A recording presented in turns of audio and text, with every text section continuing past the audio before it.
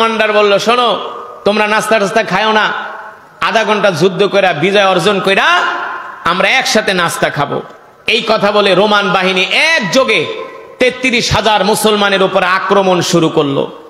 আসলেই এমন আক্রমণ শুরু করছে, আধা ঘন্টার ভিতরে মুসলমানরা ইয়ারমুকের ময়দান থেকে বিচ্ছিন্ন হয়ে গেছে। এমন আক্রমণ, ঝড়ের বেগে, তুফানের বেগে আক্রমণ শুরু করছে, শুধু তীর আর তীর, তীর আর তীর। 1.5 লক্ষ সৈন্য যদি চতুর্দিক থেকে গ্রাউ করে একসাথে তীর মারে, তাহলে অবস্থাটা কি হয়? আধা ঘন্টাও মুসলমান ইয়ারমুকের ময়দানে টিকতে পারল না। এই দৃশ্য দেখলেন ইকরামা। তিনি আকাশের দিকে তাকায়া মনে মনে ভাবলেন, আমি তো আল্লাহ রসুলের সাথে ওয়াদা করছিলাম, যতটুকুন শক্তি সময় আমি ইসলামের বিরুদ্ধে ব্যয় করছি, তার চাইতে আমি কয়েক গুণ শক্তি ইসলামের পক্ষে ব্যয় করব। আজকে আমার জীবন চলে যায়, যাক, ইয়ারমুকের ময়দানে আজকে এই যুদ্ধে মুসলমানদেরকে বিজয় অর্জন করতেই হবে, এছাড়া দ্বিতীয় কোনো পথ নাই। যখন রোমানদের আক্রমণে মুসলমান ছিন্ন বিচ্ছিন্ন হয়ে গেল, মুসলমান ময়দান থেকে ছন্নছাড়া হয়ে গেল, কাউকে আর খুঁজে পাওয়া যায় না, ওই সময় ইকরামা রাদিয়াল্লাহু তাআলা আনহু মদিনার যুবকদেরকে উদ্দেশ্য করে বলতেছেন, আইয়ুহাস শাবাব, এ মক্কার মদিনার যুবকেরা, আমি 400 জানবাজ যুবক চাই, যারা কিনা আমার নেতৃত্বে যুদ্ধ করবে। আমি রোমানদের তাবুর ভিতরে ওদের কলিজার মধ্যে এমন আঘাত করব, এক আঘাতে আমি রোমানদের কলিজা বিচ্ছিন্ন করে দিব, রোমানদেরকে ময়দান থেকে পরাজিত করব। আমার সাথে 400 মাত্র যুবক দরকার। এই কথা বলার সাথে সাথে মুহূর্তে 400 যুবক হযরত ইকরামার পিছনে আইসা তরবারি নিয়ে দাঁড়ায় গেল।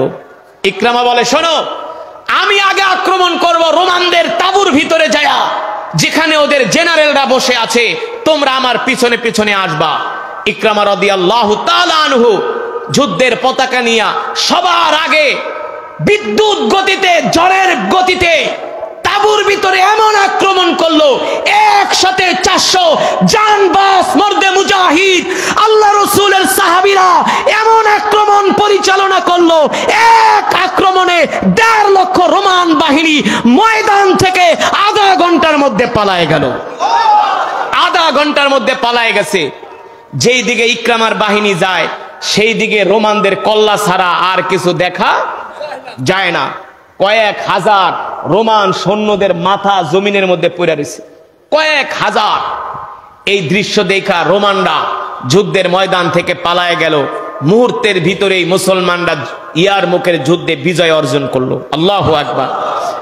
1.5 লক্ষ কাফের, 1.5 লক্ষ কাফের উট নিয়ে আসছিল, ঘোড়া নিয়ে আসছিল, রসদপত্র নিয়ে আসছিল, অস্ত্র নিয়ে আসছিল, খাবার নিয়ে আসছিল। 1.5 লক্ষ সৈন্যের যত মাল ছিল সব মুসলমানরা গনিমত হিসাবে পেয়ে গেল।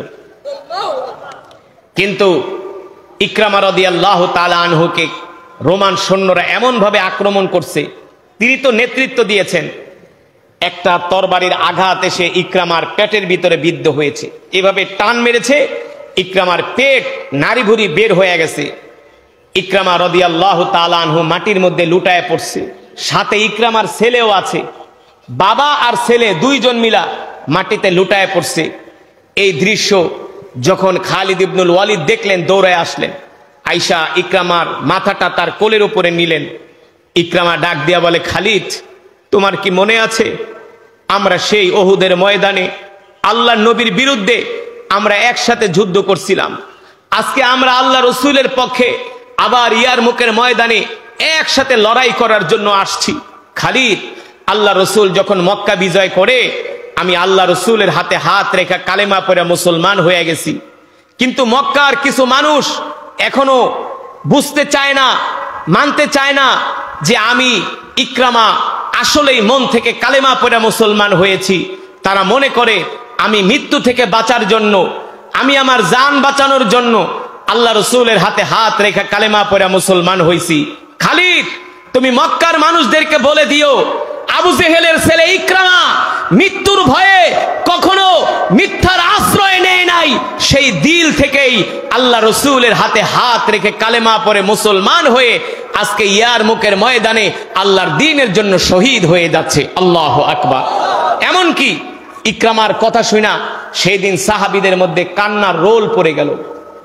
ইকরামাকে হযরত ওমরের মতো সাহাবীও সন্দেহ করত যে ওমর রাদিয়াল্লাহু তাআলা আনহুর সম্বন্ধে কোরআনুল কারীমে 27 জায়গায় আয়াত নাজিল হয়েছে, যে হযরত ওমরকে বলা হয় মেজাজে ওহী। হযরত ওমরকে বলা হয় মেজাজে ওহী।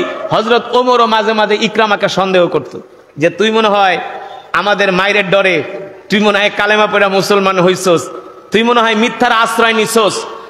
ইকরামা ডাক দেয়া বলে, খালিদ, আমিরুল মুমিনিনকে বলে দিও যে আমি কোনো মিথ্যার আশ্রয় নেই নাই, আমি দিল থেকেই কালেমা পড়া মুসলমান হয়ে গেছি। শুধু দিল থেকে কালেমা পড়া মুসলমান হই নাই, আমি আল্লাহ রসুলের সাথে ওয়াদা করেছিলাম যতটুকুন শক্তি আমি ইসলামের বিরুদ্ধে ব্যয় করেছি তার চাইতে দ্বিগুণ শক্তি আমি ইসলামের পক্ষে ব্যয় করে আজকে শাহাদাতের অমীয় সুধা পান করতেছি।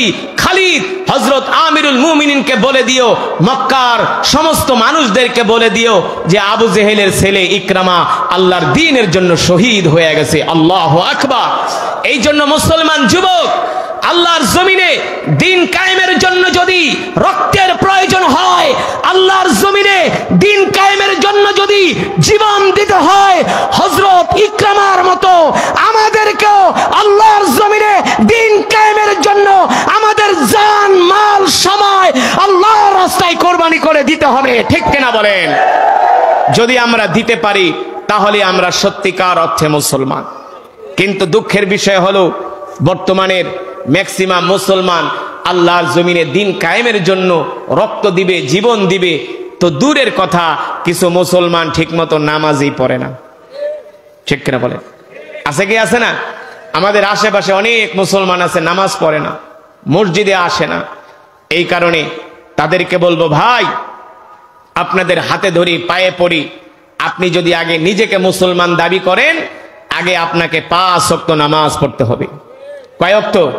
যখন আপনি 5 ওয়াক্ত নামাজ ঠিকমতো আদায় করতে পারবেন তখন আপনার ঈমানের পাওয়ার বাড়বে। যখন ঈমানের পাওয়ার বাড়বে তখন ওই আপনার দ্বারা দিন কায়েম হবে, আল্লাহর জমিনে দিন কায়েম হবে। নতবা আল্লাহর জমিনে আপনার দ্বারা দিন কায়েম হবে না। দিন কায়েম তো দূরের কথা, ময়দানেও খুঁজে পাওয়া যাবে না। কাফের মুশরিক বেঈমানদেরকে দেখলে এমনি ভয়ে ময়দান থেকে পালিয়ে যাবেন। এই কারণে আগে নামাজ ধরতে হবে, আগে আল্লাহর হুকুম মানতে হবে, 5 ওয়াক্ত নামাজ জামাতের সাথে আদায় করতে হবে। আল্লাহ রসুলের সুন্নতগুলো আমাদের বাস্তব জীবনে আমল করতে হবে, বাস্তবায়িত করতে হবে। ঠিক কিনা বলেন? তাহলে আজকের মাহফিল থেকে আমরা ওয়াদা করব, জীবনে যতদিন বাঁচবো আর কোনোদিন নামাজ ছেড়ে দিব না। রাজি আছেন? রাজি আছেন? আল্লাহ রসুল দাঁড়ান, হাত তো উঠাবেন। রসুলের একটা হাদিস শুনে নেন। আল্লাহ রসুল বলছেন, মান তারাকা সালাতা মুতাআম্মিদান ফাকাদ কাফারা। যেই মুসলমান নামাজ পড়ে না, যেই মুসলমান নামাজ পড়ে না, আল্লাহ রসুল বলছেন কাফের আর মুসলমানের মাঝে পার্থক্য হলো নামাজ। যেই মুসলমান নামাজ পড়ে না, ইসলামে তার কোনো অংশ নাই। ইসলামে তার কোনো, আল্লাহ রসুল অন্য হাদিসে বলছেন, কোন মুসলমান যদি নামাজ না পড়া মারা যায়, কাল হাসরের ময়দানে আমি নবী তার দিকে ফিরেও তাকাবো না। আরো কঠোরভাবে আল্লাহ রসুল এখানে সাবধান করেছেন যে যারা নামাজ পড়বে না, আল্লাহ রসুল বলেন কাল হাসরের ময়দানে আমি নবী তাদেরকে সুপারিশ করব না। সাহাবায়ে কেরাম যুদ্ধের ময়দানেও তারা নামাজ পড়ছে, যুদ্ধের ময়দানেও তারা নামাজ ছেড়ে দেয় নাই।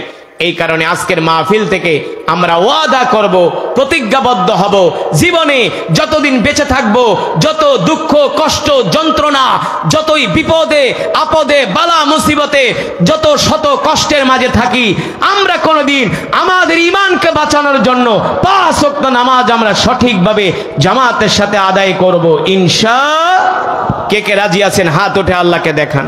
হাত সোজা